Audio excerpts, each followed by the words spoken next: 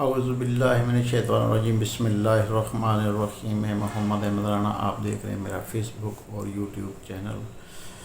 خدا تعالیٰ سے امید کرتا ہوں کہ آپ سب خیریت سے ہوں گے اور اللہ تعالیٰ آپ سب کو اپنے حفظ و امان میں رکھے۔ ناظرین اکرام، شہباز شریف صاحب اور اسحاق ڈار صاحب لندن پہنچ گئے ہیں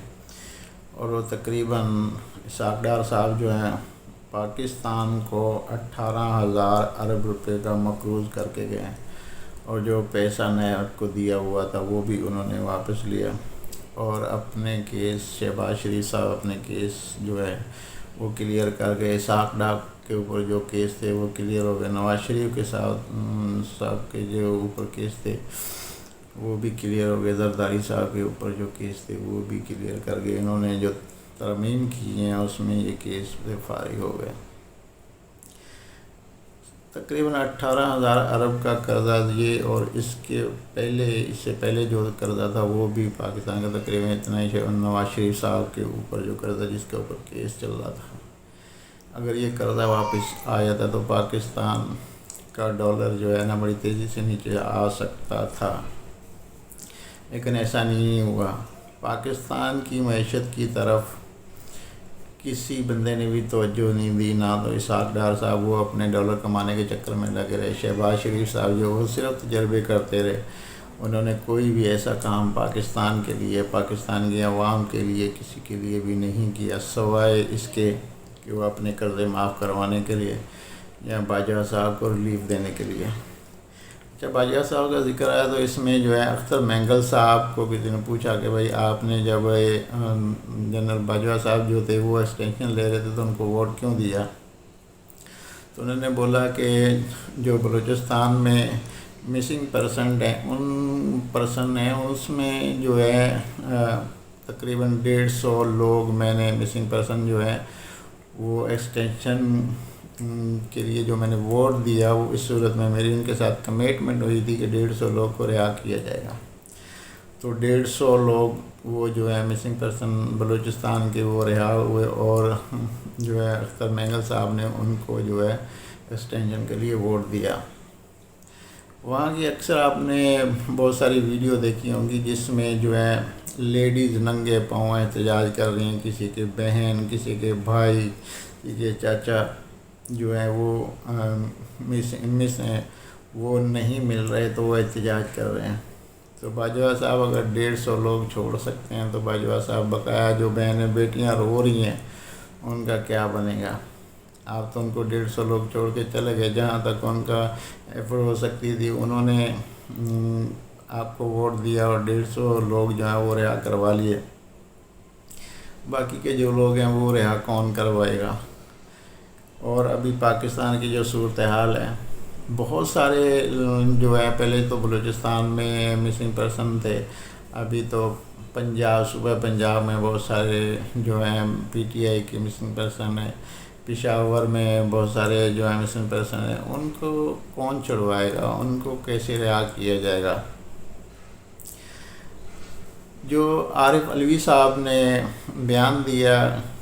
کہ میں نے سائن ہی نہیں کیے، جو بل پیش کیے تھے آرمی کے ایکٹ کے تحت جو ہونے تھے وہ انہوں نے سائن ہی نہیں کیے، تو وہ کیسے جو ہے قانون بن گیا؟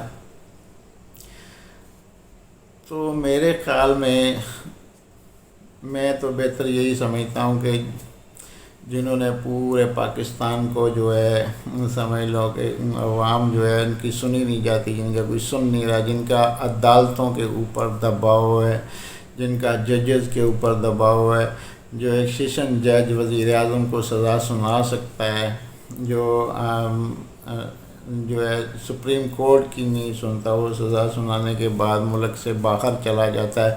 ان کو کس کی سپورٹ تھی وہی کروانے والے ہیں۔ اور جو عارف علوی صاحب کا جو بیان ہے ان سے بھی یہی ظاہر ہوتا ہے کہ ان میں بھی جو ہے جو طاقتور لوگ ہیں ان کا ہاتھ ہے، کیونکہ نہ تو وہ کسی جو ہے پرائیویٹ سیکٹر کو چھوڑ رہے ہیں، نہ سرکاری کو چھوڑ رہے ہیں، نہ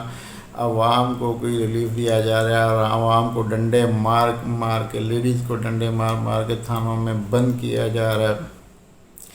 اور اس کے علاوہ جو ہے صدر صاحب نے جو بیان دیا ہے اس میں کافی پاکستان کے اندر نہیں، پاکستان کے علاوہ انٹرنیشنل کنٹریز میں بھی بہت زیادہ ہلچل مچ گئی ہے کہ پاکستان کے اندر اتنی ایسی کون سی بڑی طاقت ہے جو پاکستان کے صدر جو ہے عارف علوی صاحب، اس کا جو بیان ہے وہ نہیں مانا جا رہا، ان کا جو اگر انہوں نے کوئی آرڈر دے دیا ہے تو وہ نہیں مانا جا رہا۔ ایسا کیوں ہو رہا ہے؟ ایک غریب آدمی انصاف لینے کے لیے زیادہ سے زیادہ وہ یہی سوچتا ہے کہ مجھے کورٹ سے ریلیف ملے گا، کورٹ کی سنوائی نہیں ہو رہی، کورٹ میں عدالتیں جو ہیں وہ مفلوج ہو کے رہ گئی ہیں، جو ججز ہیں وہ مفلوج ہو کے رہ گئے ہیں، ججز کے اوپر اتنا دباؤ ہے، عوام کے اوپر اتنا دباؤ ہے، پی ٹی آئی کی جو سیاستدان ہیں ان کے اوپر بہت زیادہ دباؤ ہے، ان کو جیلوں میں بند کیا جا رہا ہے۔ یہ کون سا قانون ہے؟ کس طریقے سے یہ پکڑے جا رہے ہیں؟ اور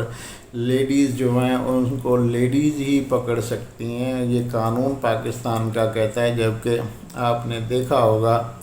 کہ پاکستان کے اندر پنجاب کی پولیس لیڈیز کو گھسیٹ کے لے کے جا رہی ہے، ان کو تھانے میں ننگا کیا جا رہا ہے۔ اور اگر پی ٹی آئی کے جو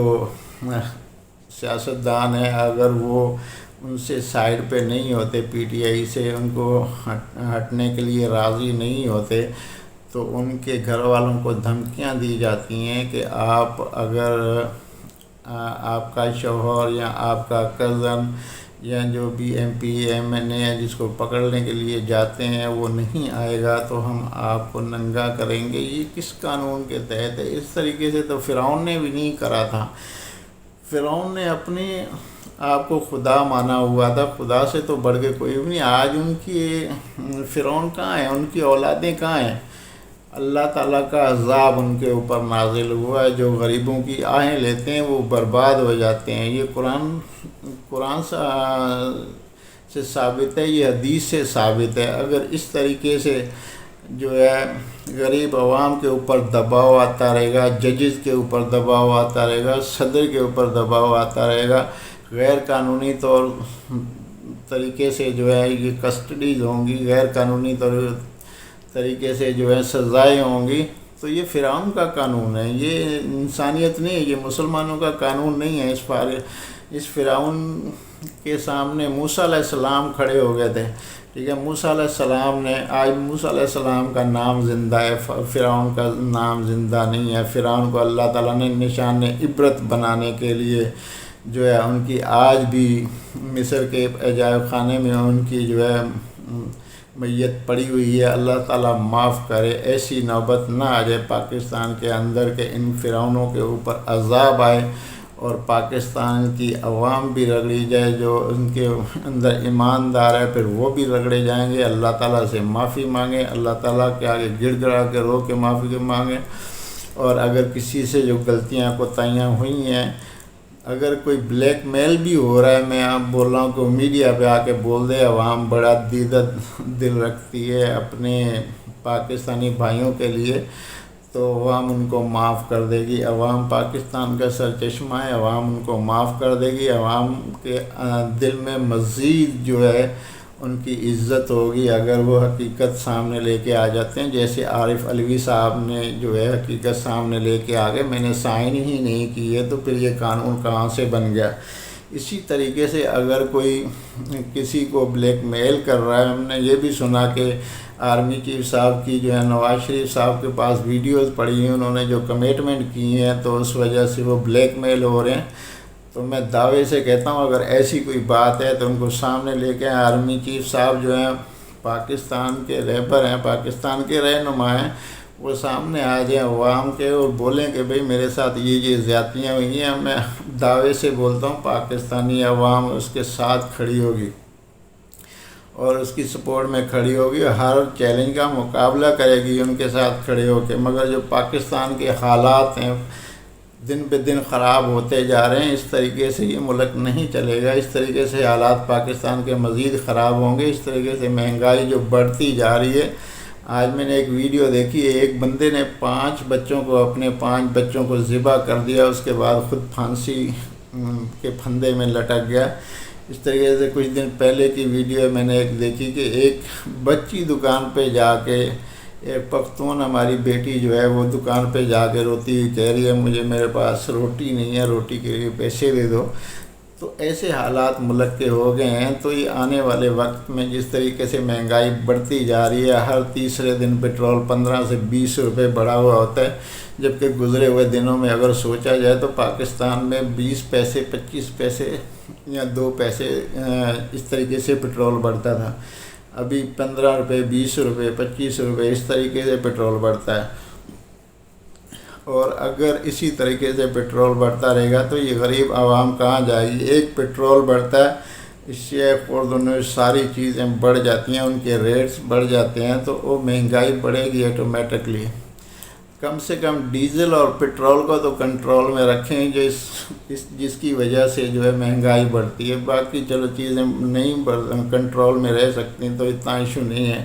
لیکن ڈیزل اور پٹرول ان کو کنٹرول میں رکھا جائے۔ غریب آدمی کرایہ نہیں دے سکتی، غریب آدمی اپنے مکان کے کرایہ نہیں دے سکتی، گھر کے رینٹ نہیں پے کر سکتی، بجلی کے بل نہیں پے کر سکتی، گیس کے بل نہیں پے کر سکتی، تو یہ اتنا پٹرول مہنگا کہاں سے افورڈ کرے گی؟